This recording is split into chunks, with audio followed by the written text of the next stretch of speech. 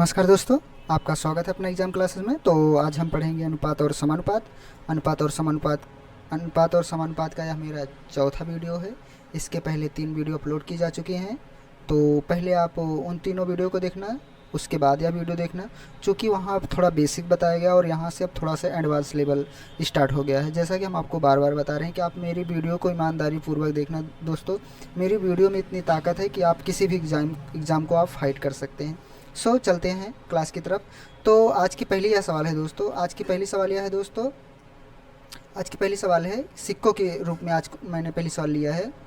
तो पहली सवाल में यह है दोस्तों कि एक बैग में 120 रुपये हैं। एक बैग में 120 रुपये हैं, जिसमें से 1 रुपये और 50 पैसे और 25 पैसे के सिक्के हैं, और इनका अनुपात जो है दोस्तों 2:4 में दिया गया है। तो हमें क्या बताना है, इनके सिक्कों का अलग अलग संख्या बताना है। यानी हमें इनका कितने सिक्के हैं, अर्थात 1 रुपये के कितने सिक्के हैं, 50 पैसे के कितने सिक्के हैं और 25 पैसे के कितने सिक्के हैं। यानी एक थैला है मेरे पास। यानी ऐसा है कि मेरे पास एक थैला है। यहाँ देखें, मेरे पास एक ऐसा थैला है। इसमें 1 रुपये और 50 पैसे और 25 पैसे के सिक्के हैं। यानी 1 रुपये और 50 पैसे और 25 पैसे के सिक्के हैं। ठीक दोस्तों, इसमें थैला है जो दोस्तों, यही थैला है।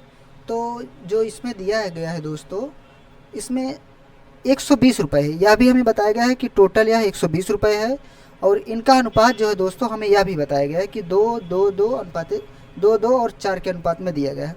तो जब हम इस तरह के सवाल देखते हैं तो हम उसे देखें तो कि मान, जिसे हम वैल्यू बोलते हैं दोस्तों, जिसे हम वैल्यू बोलते हैं, अर्थात जिसे मान कहते हैं दोस्तों, मान कहते हैं। तो मान बराबर होता क्या है दोस्तों, मान बराबर होता क्या है, प्रारूप। यानी कितने प्रकार के सिक्के हैं, प्रारूप लिखेंगे दोस्तों। प्रारूप के बाद हम यहाँ लिखेंगे कि सिक्कों की संख्या, यानी सिक्कों की संख्या। या फिर आपको ना दिखे, लेकिन जो बेसिक होता है दोस्तों यही होता है इसका। तो बेसिक यही होता है। तो देखें हम क्या काम करेंगे। तो यहाँ लिखे 120 रुपये है मेरे पास, 120 रुपये है दोस्तों। और प्रारूप में क्या क्या दिया गया है, प्रारूप में 1 रुपये, 50 पैसे और 25 पैसे के सिक्के दिए गए हैं। तो यहाँ हम लिखेंगे 1 रुपये, यह 1 रुपये हो गया दोस्तों। और यहाँ लिखेंगे 50 पैसा लिखेंगे, यह पैसा हुआ दोस्तों, यह पैसा हुआ। और यह 25 पैसा, यहाँ हम पैसा लिखेंगे। तो इनका अनुपात जो दिया गया है दोस्तों, ये इसका 2 है, और इसका जो है 2 है, और इसका जो है 4 है। यही तो हम आपको भी बताए ना कि मान बराबर क्या होता है, प्रारूप गुणे सिक्कों की संख्या। तो ये आ जाएगा 2 का नम 2, ये 2 आ जाएगा, 2 रुपये आ जाएगा।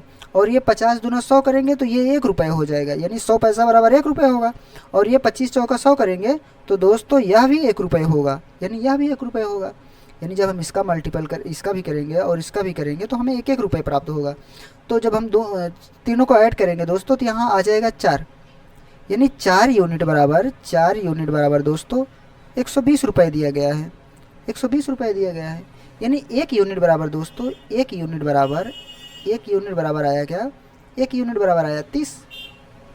चूँकि हम 40 में 30 से 120 में हम जब 4 से भाग करेंगे, यानी इसमें जो है इससे जब भाग करेंगे तो यहाँ 30 आ जाएगा। अब हमें सिक्कों की संख्या पता करना है। तो सिक्कों की संख्या किस फॉर्म में दिया गया था दोस्तों, 2 गुणे 2 और 4 में दिए गए थे। यहाँ हम 4 से गुणा कर लेंगे, सॉरी यहाँ हम 30 से गुणा कर लेंगे। तो जब हम यहाँ 30 से गुणा करेंगे तो ये आ जाएगा 60, 30 दूना 60 आ जाएगा, फिर 30 दूना 60 आ जाएगा, और फिर 4 3 12 120 सिक्कों। यही इसका आंसर है दोस्तों, यही इसका आंसर है।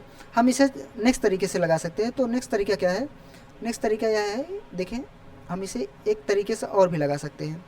अगला तरीका क्या है, अगला मेथड यह है कि जो यह सिक्का दिया गया है हम इसे सिर्फ पहले एक फॉर्म में लिखेंगे। यानी ये तो हम इसे पैसे में चेंज कर लें या फिर हम इसे रुपए में चेंज कर लें। तो हम इसे रुपए में चेंज कर रहे हैं।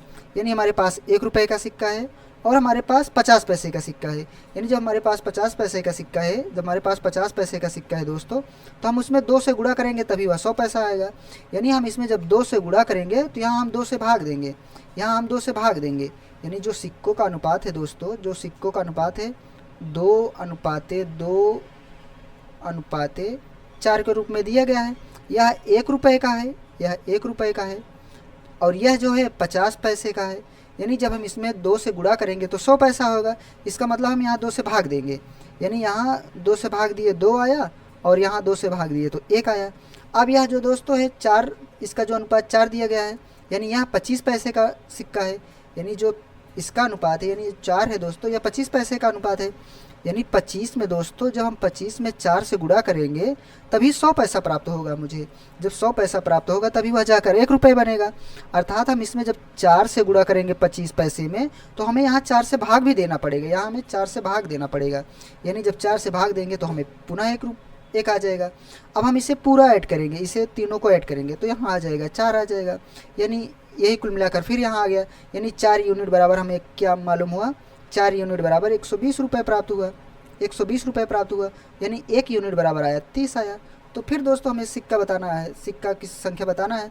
तो हम सिक्कों के अनुपात हमें दिया गया था 2:2:4 में, तो यहाँ हम 30 से गुणा कर लिए, यहाँ भी 30 से गुणा कर लिए, और यहाँ भी 30 से गुणा कर लिए, सब में 30 से गुणा कर लिए। तो 30 दूना 60 और 30 दूना 60, 4 3 12 120। यानी कुल मिलाकर इसका भी आंसर यही आया। यानी इससे भी आप लगा सकते हैं, इस मेथड से भी लगा सकते हैं, और आप चाहें तो फॉर्म चेंज कर इस मेथड से भी आप लगा सकते हैं, जो भी आपको तरीका बेटर लगे। चलें देखते हैं नेक्स्ट सवाल। तो नेक्स्ट सवाल क्या है, नेक्स्ट सवाल भी सेम उसी पैटर्न की सवाल है। तो हम इसे सिर्फ एक टाइप के सवाल में लगा रहे हैं, सिर्फ एक टाइप में। आप जो भी आपका इच्छा करे आप उस टाइप में लगाना। तो हम सिर्फ जो बेसिक से बताया गया है हम उसी टाइप में लगा रहे हैं। तो हमें क्या दिया गया है, हमें सिक्का दिया गया है 3:6, और हमें 1 रुपये का सिक्का दिया है। यानी हम इसमें 1 से गुणा करेंगे, 1 से, यानी 50 पैसा है, यानी हम इसमें 50 से गुणा करेंगे। यानी ये 6 से है, यानी हम इसमें 6 से गुणा करेंगे। अब हम सबका गुणा करेंगे, यानी ये 3 रुपये आया, और ये 5 3 15, यह भी दोस्तों जो आया 150 आया। 150 यानी 150 का मतलब है 1.5 रुपये आया। देखिए 50 पैसा है दोस्तों, ध्यान रखना, यह 50 पैसा है, यह पैसा है, और यह भी पैसा है, यह भी पैसा है। सॉरी, यहाँ एक थोड़ा सा मिस्टेक हुआ है, यहाँ 25 रहेगा,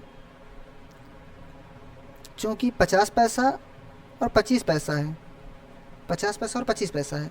तो जब 50 में 3 से गुणा करेंगे तो 1.5 रुपये आ जाएगा, और ये 6 है, ये 6 है। जब हम इसका गुणा करेंगे तो 25 छक्का 150, अर्थात यह भी 1.5 रुपये प्राप्त हुआ।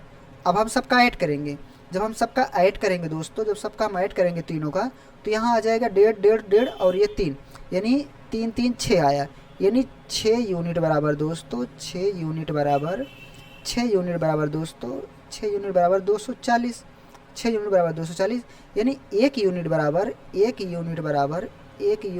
दोस्तों 1 यूनिट बराबर 40 आया, 40 आया। तो अब हमें सिक्कों की संख्या बताना है। सिक्कों का फॉर्म कितना था, 3:3:6 दिया गया था। यानी हम इसमें 4 से गुणा कर दें, 40 से गुणा कर देंगे, इसमें भी 40 से गुणा कर देंगे, और इसमें भी 40 से गुणा कर देंगे। यानी 1 रुपये के सिक्कों की संख्या जो आई 120। 50 पैसे के जो सिक्कों की संख्या थी, यह पैसा था, ध्यान रखना दोस्तों, और यह भी पैसा था, और यह 25 पैसे का सिक्का था, और यह 50 पैसे का सिक्का था, और यह 1 रुपये था। यह 1 रुपये था, यह 50 पैसा था, और यह 25 पैसा था, और इसका भी आया 120, इसका भी, और इसका आया 240।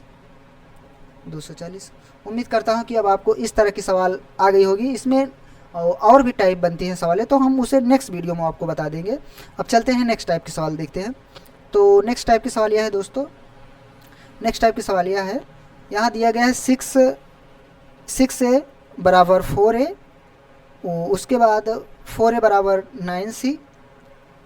तो हमें क्या ज्ञात करना है दोस्तों, तो हमें ज्ञात करना है A अनुपात B अनुपात C ज्ञात करना है, हमें A अनुपात B अनुपात C ज्ञात करना है। चलिए देखते हैं किस तरह से यह सवाल लगती है। देखिए जब इस तरह से सवाल आती है, अक्सर करके SSC बैंक में यह सवाल पूछी जाती है। SSC के तो यह फेवरेट सवाल होती है, इस तरह की सवाल होती है। तो क्या होता है, जब हमें इस तरह से दिख जाए कहीं भी, जब हमें कहीं इस तरह से दिख जाए, तो हमें इसका मान एक निश्चित मान लेना चाहिए, यानी PR K कुछ भी मान लेना चाहिए। तो मान लेते हैं कि हम यहाँ K मान लिए, यानी हम 6 ए बराबर के मान लिए, 6a बराबर के मान लिए, तो जाहिर सी बात है 4b भी बराबर के होगा और 9c भी बराबर के होगा, 9c भी बराबर के होगा, चूँकि हमने 6a बराबर के माना है। अब हमें a बराबर क्या पता चलेगा, अब हम यहाँ से देखेंगे, यहाँ से हम जब देखेंगे, यहाँ से ध्यान रखना, यहाँ से जब हम निकालेंगे तो हमें a बराबर प्राप्त होगा दोस्तों, हमें a बराबर k बटा 6 प्राप्त होगा। और यहाँ से हमें जब b देखेंगे तो b बराबर दोस्तों हमें k अपान, यहाँ हम जब देखेंगे तो हमें यहाँ b बराबर होगा दोस्तों, b बराबर होगा k अपान 4 दिखेगा, 4 दिखेगा। और यहाँ से हमें c बराबर क्या दिखेगा, c बराबर दोस्तों हमें यहाँ c बराबर दिखेगा k बटे c दिखेगा, k बटे 9 दिखेगा, k बटे 9 दिखेगा। तो कहने का मतलब है जब हम इसे लिखेंगे a अनुपाते b अनुपाते c में लिखेंगे तो यहाँ लिखेंगे k अनुपाते 6 अनुपाते k अनुपाते 4 अनुपाते k अनुपाते 9। अब हम इसका सबका एलसीएम लेते हैं, अब इन सबका एलसीएम लेते हैं दोस्तों, हम इन सबका एलसीएम लेते हैं। जब हम इन सब का एलसीएम लेंगे दोस्तों तो इसका मान आ जाएगा 6 चौको 24 और ये 2 4, यानी 9 चौक 36, 6 छंग 36, और इसका आएगा 36 आ जाएगा। यानी यहाँ जो है दोस्तों हम 6 से गुणा करेंगे, यहाँ हम जो है 6 से गुणा करेंगे, यानी जब हम यहाँ 6 से गुणा करेंगे तो ये 6k हो जाएगा, ये 6k हो जाएगा, और ये जो है जो दोस्तों इसका जो हो जाएगा 9k हो जाएगा, 9k हो जाएगा, और इसका जो है दोस्तों 4k हो जाएगा, इसका जो है दोस्तों 4k हो जाएगा। ठीक, इसका जो है दोस्तों 4k हो जाएगा। अब k का वैल्यू हमने 6a बराबर k माना है। अब अगर हम मिनिमम मान लेते हैं कि k की वैल्यू 1 है, यहाँ अगर हम मान लेते हैं k का मिनिमम मान दोस्तों जो है 1 है, तो इसका अनुपात जो आ जाएगा दोस्तों 6 अनुपाते 9 अनुपाते 4 आ जाएगा, यानी यही इसका आंसर होगा, यही इसका आंसर होगा।